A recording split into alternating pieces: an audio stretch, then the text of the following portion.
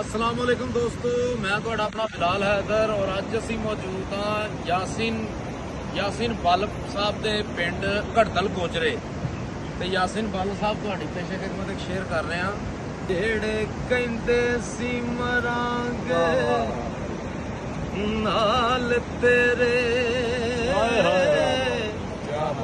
ਅੱਜ ਉਹਨਾਂ ਵੀ ਬਾਜ਼ੀਆਂ ਹਾਰੀਆਂ ਨੀ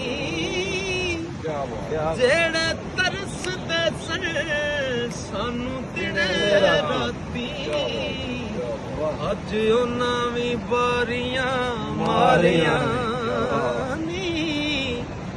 ਜਦੋਂ ਬਾਗ ਵਿੱਚ ਖਿਜ਼ਾਨੇ ਵਾਲ ਖੋਲੇ ਪੰਛੀ ਉੱਡ ਗਏ ਮਾਰ ਉਡਾਰੀਆਂ ਨੀ।